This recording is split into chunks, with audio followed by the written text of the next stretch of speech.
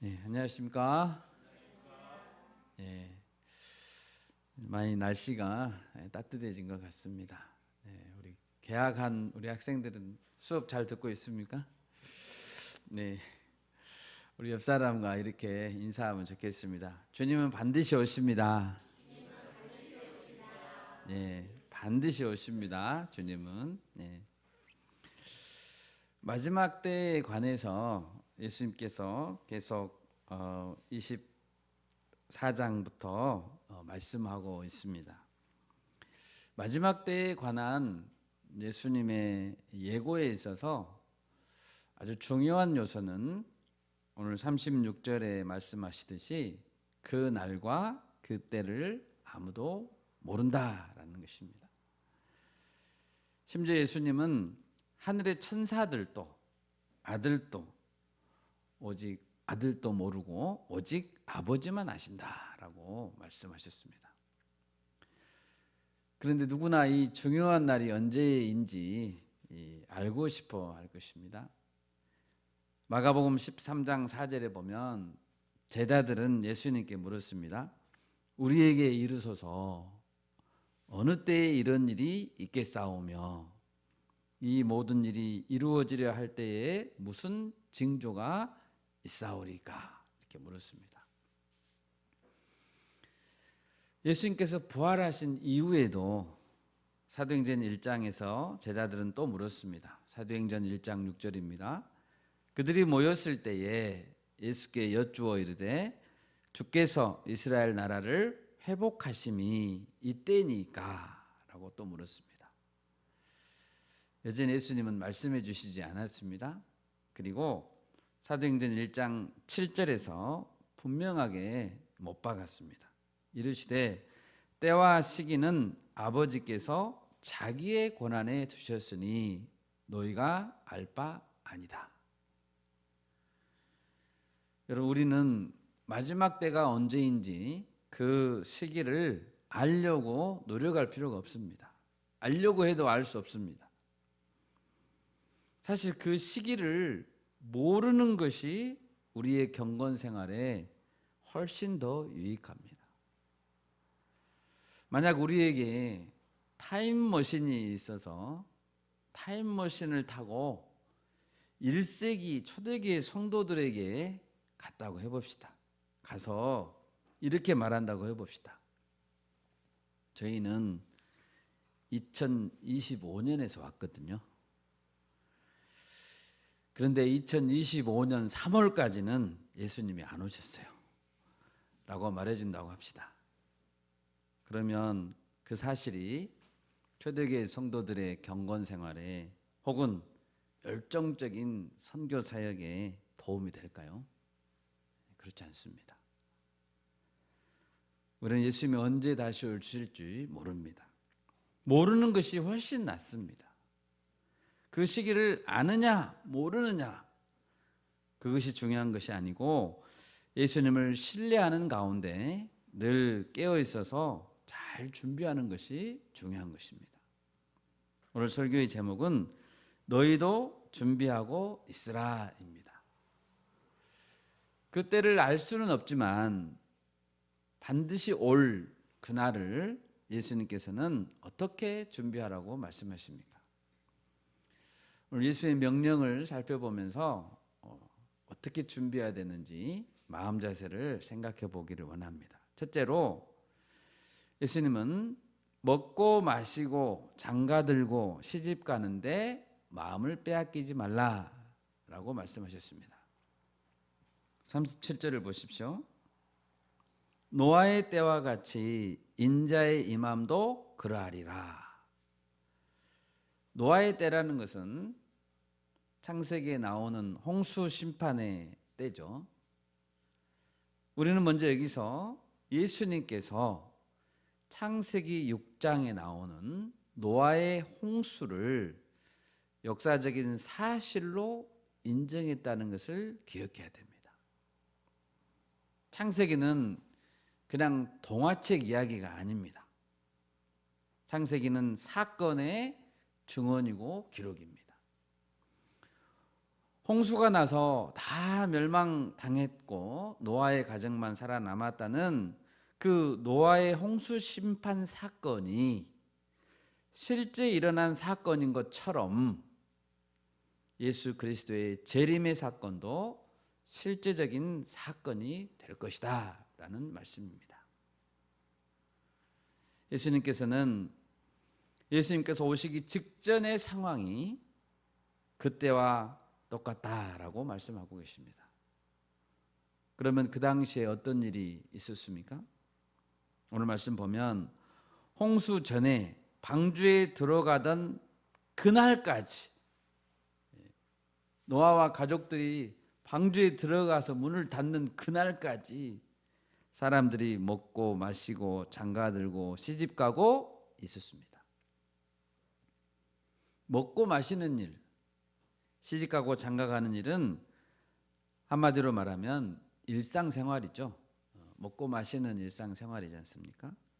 이런 일들은 악한 일이라기보다는 현실 생활에 꼭 있어야 될 일입니다. 먹고 마시고 시집가고 장가가는 일은 꼭 있어야 될 일들이죠. 그런데 문제는 노아 시대 사람들이 그런 현실적인 일에만 정신이 팔려 있었다는 것입니다. 오늘날도 우리도 마찬가지입니다. 경제활동도 해야 되고 직장생활도 해야 됩니다. 육아도 해야 되고 자녀들이 자라면 자녀 입시도 도와줘야 됩니다. 그런데 그 일을 최고의 우선순위로 생각하고 그 일에만 몰두한다면 문제인 것입니다. 어떤 문제가 생길까요? 39절에서 홍수가 나서 그들을 다 멸하기까지 그들은 전혀 깨닫지 못했다는 사실입니다. 현실에만 몰두하다 보니까 영적으로 무감각해졌다는 것입니다. 홍수가 나고 방주의 문이 완전히 닫혀서 구원의 길이 완전히 사라져 버릴 때까지도 설마 그런 일이 있을까? 라고 믿지 않았다는 것입니다. 설마 온 지구상의 사람들 중에서 8명만 구원받고 인류가 다 죽을까? 그냥 경고에 지나지 않겠지. 비가 이렇게 내리다가 말겠지. 진짜로 홍수가 온 지면을 다 덮고 코로 숨쉬는 동물들이 다 죽을까? 그렇게 생각했다는 것입니다. 여러분, 예수님께서 구름을 타고 오실 때 그 직전까지도, 오시는 그날까지도 사람들은 이런 식으로 생각할 것입니다. 설마 예수님이 오실까? 설마 구름을 타고 오신다고? 설마 산자와 죽은 자를 심판하는 날이 있다고? 그렇지만 예수님은 분명히 말씀하십니다. 어떻게 그런 일이 있을 것이라고 우리는 예수님의 말씀을 믿을 수 있습니까? 노아의 사건을 보고 믿어야 합니다. 노아가 있었을 때 있었던 홍수처럼 있을 것이라고 주님이 말씀하셨잖아요. 또 예수님의 초림 사건, 초림과 십자가와 부활과 승천 사건을 보니, 그 증인들의 말을 보니 재림도 믿을 수 있는 것입니다. 40절 41절을 보십시오. 두 사람이 밭에서 일하다가 한 사람은 데려가고 다른 한 사람은 버려둠을 당한다고 했습니다. 두 여자가 맷돌질을 하다가 한 여자는 데려가고 다른 한 여자는 버려둠을 당한다고 했습니다. 이 말씀은 둘 중에 한 명은 반드시 데려감을 당한다는 의미가 아닙니다. 구원받을 확률이 50%라는 말이 아닙니다. 이 말씀은 반드시 누군가의 운명은 갈라질 것이라는 것이고, 또 갑작스럽게 일상생활 중에 밭에서 일하다가 맷돌질하다가 갑자기 그 일이 닥칠 것이라는 것을 의미합니다. 여러분, 우리는 이 땅에 살 때 먹고 마시는 일, 시집가고 장가가는 일이 아니라면 어떤 일에 가장 최우선의 일을 마음에 두어야 할까요? 예수님은 결국 우리를 천국에 데리고 가실 것입니다. 아멘. 그렇지만 그렇다고 해서 우리는 이 땅에서 아무것도 하지 않고 그저 기다리고만 있다가 천국에 가야 될까요? 주님 그렇게 원하실까요? 그렇지 않습니다. 우리 모두는 이 땅에서 사는 시간도 정말 소중하게 여기고 의미 있는 일을 해야 하는 것입니다. 성경은 우리에게 계속해서 사명을 감당하도록 말씀하고 있습니다. 우리는 하나님께서 우리를 통해서 영광을 받으시도록 하나님께 영광을 돌려야 되는 것입니다. 예수님이 요약해 주신 계명이 무엇이었습니까? 하나님을 사랑하고 이웃을 사랑하라고 하셨죠. 우리는 하나님께서 우리에게 주신 이웃을 섬김으로써 계명에 순종해야 합니다. 달란트 비유에서 5달란트, 2달란트를 받았던 자들처럼 우리는 열심히 이 땅에서 장사해야 하는 것입니다.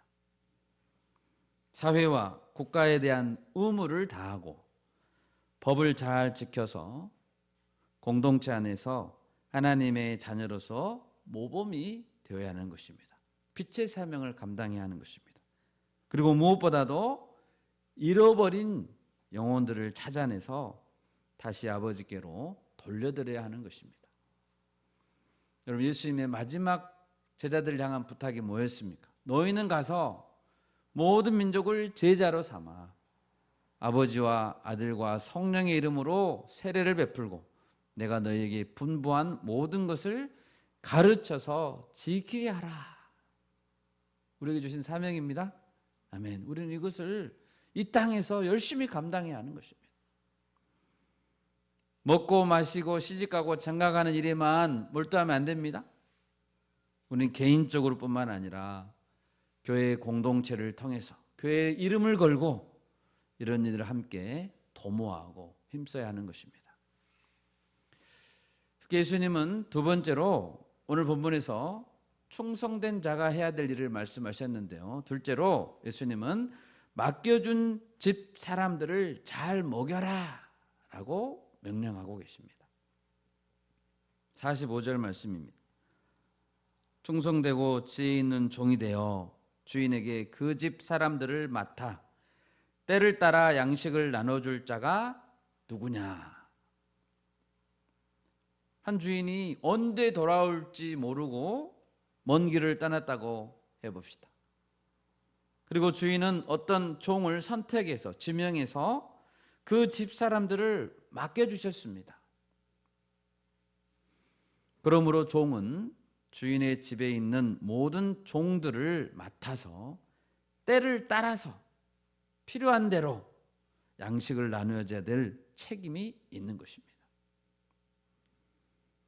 우리가 절대 잊지 말아야 될 것은 바로 우리가 이러한 하나님의 종들이라는 사실입니다. 여러분, 우리는 종들입니다. 주인이 있습니다. 하나님이십니다. 또 우리에게는 책임져야 될 다른 사람들이 있다는 것입니다. 그걸 잊어서는 절대 안 됩니다. 예수님은 오병이어 때 이렇게 말씀하셨죠. 너희가 먹을 것을 주어라. 책임지라는 말씀이죠. 여러분, 왜 우리는 열심히 일해야 됩니까? 학생들은 왜 열심히 공부해야 됩니까?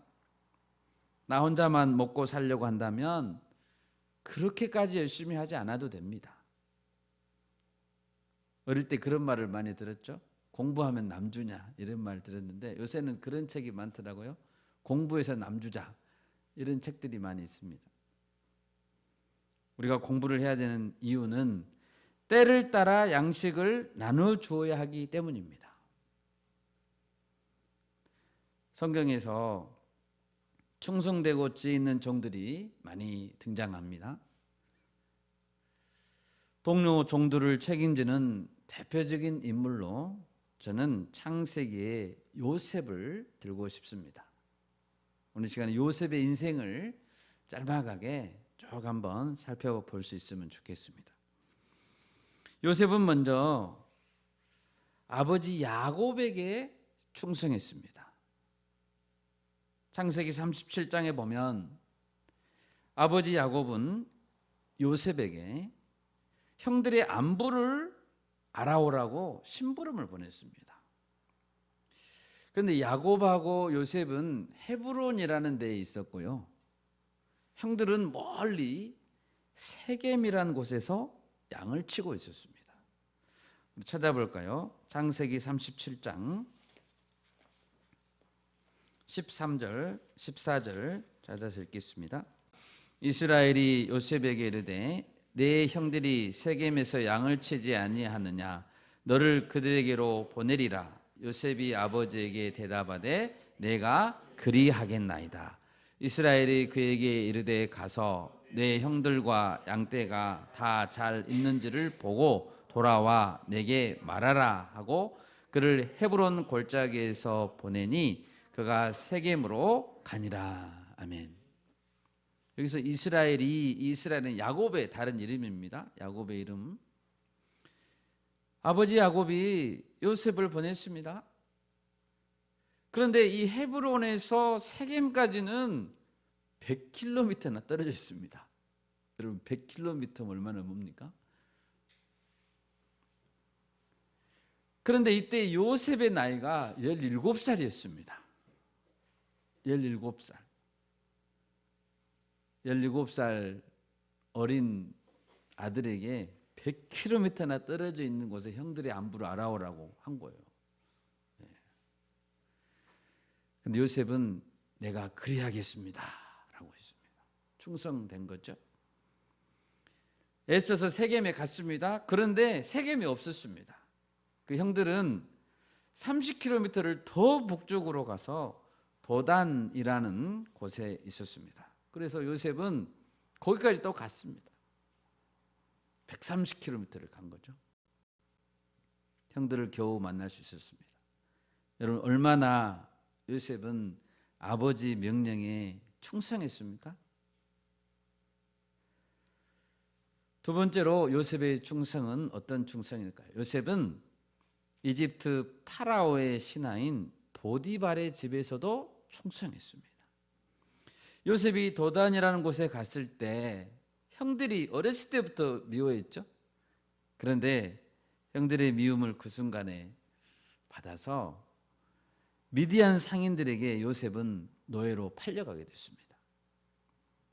잘 모르는 사람들에게 왕따를 당하고 미움을 받았다면 덜 억울할 텐데 형들에게 미움을 당했다면 그리고 팔렸다면 얼마나 절망했을까요? 보통 사람 같으면 이 세상은 살만한 곳이 아니구나 라고 좌절했을 것 같습니다. 그런데 요셉은 노예로 팔려간 이 파라오의 경호대장 보디발의 집에서 충성했습니다. 창세기 39장 4절에서 6절 한번 읽겠습니다. 요셉이 그의 주인에게 은혜를 입어 섬김에 그가 요셉을 가정 총무로 삼고 자기의 소유를 다 그의 손에 위탁하니 그가 요셉에게 자기의 집과 그의 모든 소유물을 주관하게 한 때부터 여호와께서 요셉을 위하여 그 애굽 사람의 집에 복을 내리심으로 여호와의 복이 그의 집과 밭에 있는 모든 소유에 미친지라. 주인이 그의 소유를 다 요셉의 손에 위탁하고 자기가 먹는 음식 외에는 간섭하지 아니하였더라. 요셉은 용모가 빼어나고 아름다웠더라. 아멘. 여러분 얼마나 충성했습니까? 얼마나 신뢰를 받았든지 보디발이라는 사람은 모든 재산을 맡겼습니다. 나중에 요셉이 애굽의 총리가 되었던 나이가 30살이었습니다. 30살? 그러니까 17살 때 팔려가 가지고 30살에 총리가 되고 그 사이에 이제 감옥 생활도 잠깐 했으니까 요셉은 약 10년 정도 그의 20대를 보디발의 집에서 보냈습니다. 여러분 20대 청년이 보디발의 집에 가정 총무가 될 정도로 신뢰를 얻었습니다. 노예로 팔려온 20대의 후진국 청년에게 모든 가정 재산을 관리하도록 시킨다는 것이 얼마나 놀라운 일입니까? 그 정도로 요셉은 충성했다는 거예요. 요셉의 세 번째 충성은 감옥에서도 충성했습니다. 요셉은 보디발의 집에서 억울한 일을 당했습니다. 형들에게도 억울한 일을 당했는데 이번에는 또 보디발의 집에서 보디발의 아내로부터 억울한 일을 당했습니다. 그 아내가 요셉을 유혹했지만 요셉은 하나님 앞에서 죄를 짓지 않고자 거절했습니다. 그래서 요셉은 감옥에 보내졌습니다. 그러면 누명을 쓴 요셉은 자포자기했습니까? 그렇지 않습니다. 그는 감옥에 갇혔을 때에도 감옥에서도 간수장에게 충성했습니다. 39장 22절, 23절 우리 같이 한번 읽겠습니다. 39장 22, 23절입니다. 간수장이 옥중 죄수를 다 요셉의 손에 맡김으로 그 재반 사물을 요셉이 처리하고 간수장은 그의 손에 맡긴 것을 무엇이든지 살펴보지 아니하였으니 이는 여호와께서 요셉과 함께 하심이라. 여호와께서 그를 범사에 형통하게 하셨더라. 아멘. 요셉은 절망하기 쉬운 상황에서 하나님을 신뢰함으로 믿음을 놓지 않았습니다. 사방의 문이 다 닫혔습니다. 다 닫혔지만 그는 절망하지 않고 하나님 때문에 거기에서 충성한 것입니다. 네 번째 충성은 이집트의 파라오 앞에서 충성했습니다. 요셉이 감옥에 있을 때 이렇게 성실한 죄수가 있으니까 또 그 이집트의 관리들의 꿈을 해석하게 됐죠. 그 일로 파라오 앞에 서서 꿈을 해몽하게 됐습니다. 그러자 파라오는 요셉을 또 총리로 삼았습니다. 창세기 41장 38절에서 40절까지 우리 같이 한번 읽겠습니다. 38절에서 40절입니다. 바로가 그의 신하들에게 이르되 이와 같이 하나님의 영에 감동된 사람을 우리가 어찌 찾을 수 있으리요 하고 요셉에게 이르되 하나님이 이 모든 것을 내게 보이셨으니 너와 같이 명철하고 지혜 있는 자가 없도다. 너는 내 집을 다스리라. 내 백성이 다 내 명령에 복종하리니 내가 너보다 높은 것은 내 왕좌 뿐이니라. 아멘. 얼마나 충성했습니까? 요셉은 이집트와 그 주변의 나라들이 모두 기근에 빠졌을 때 양식을 잘 관리했습니다. 그래서 오늘 말씀처럼 때를 따라 양식을 나눠줬습니다. 그러면서 이집트뿐만 아니라 그 주변에 있는 모든 나라 백성들을 먹여 살렸습니다. 다섯 번째로 요셉은 하나님의 백성들을 잘 먹였습니다. 이제 아버지 야곱이 죽게 됐습니다. 아버지가 죽은 후에 형들이 요셉을 두려워하게 됐습니다. 보복할까 봐. 그러자 요셉은 형들에게 말했습니다. 창세기 50장 20절과 21절 같이 한번 읽겠습니다. 창세기 50장 20절과 21절입니다.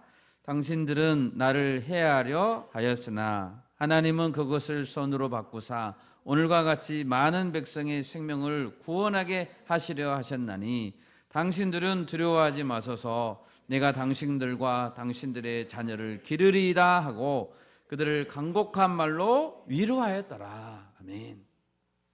내가 당신들과 당신들의 자녀들까지도 다 기르겠습니다. 요셉은 형들과 자기를 팔아버렸던 형들이죠.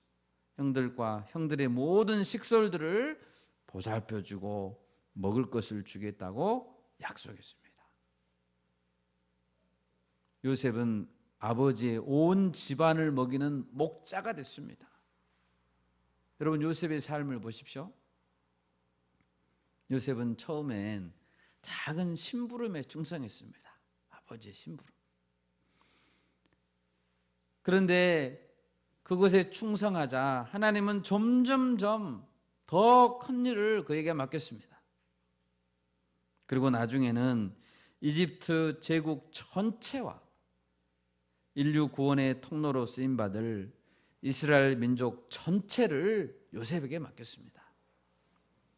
요셉의 이러한 충성됨이 없었다면 이스라엘 백성은 진즉에 역사상에서 사라져 버렸을 것입니다.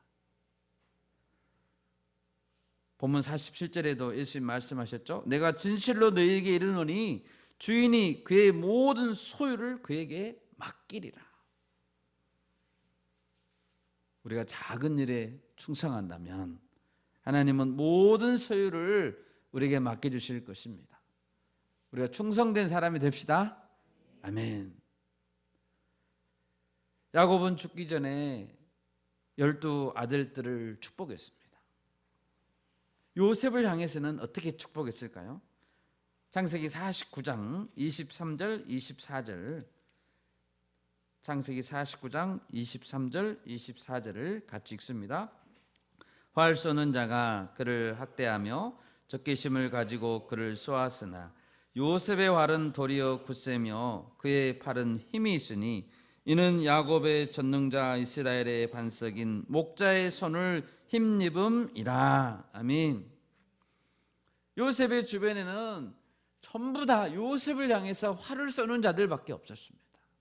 사방에서 그를 향해서 활을 쏘고 적개심을 가졌습니다. 심지어 친형들까지도 그랬습니다. 그랬지만 오히려 요셉의 활은 더 강했고 요셉의 팔은 힘이 있었습니다. 그리고 그것은 목자이신 하나님께서 요셉과 함께 하셨기 때문입니다. 요셉이 작은 일부터 충성하고 지혜롭게 목자로 사명을 잘 감당하자 참 목자이신 하나님께서 요셉의 인생 전체를 책임져 주셨습니다. 예수님 말씀하십니다. 충성되고 지혜 있는 종이 되어 주인에게 그 집 사람들을 맡아 때를 따라 양식을 나눠줄 자가 누구냐? 여러분, 예수님은 지금도 오늘도 이런 충성되고 지혜로운 종을 찾고 있습니다. 우리가 요셉 같은 자가 됩시다. 아멘. 많은 사람이 우리를 공격해 옵니다. 그러나 절망과 포기를 우리가 떠올리지 말고 주님을 바라보면서 충성할 수 있는 저희들이 될 수 있기를 소망합니다. 다시 오실 예수님을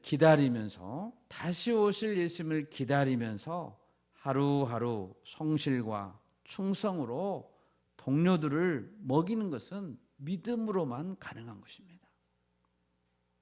바로 우리가 그런 한 사람이 될 수 있기를 소망합니다. 마지막 세 번째로 예수님은 명령하십니다.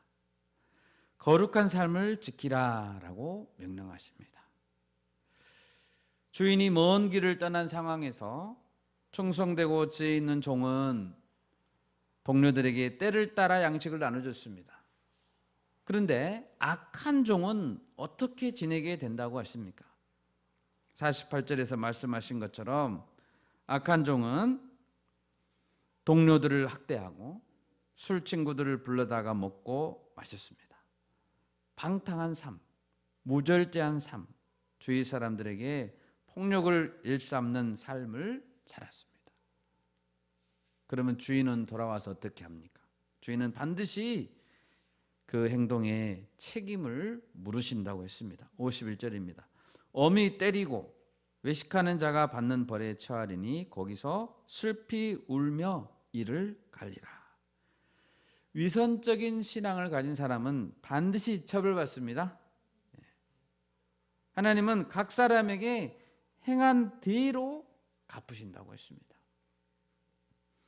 우리 베드로전서 1장 13절에서 15절을 같이 읽겠습니다. 그러므로 너희 마음에 허리를 동이고 근신하여 예수 그리스도께서 나타나실 때에 너희에게 가져다 주실 은혜를 온전히 바랄지어다.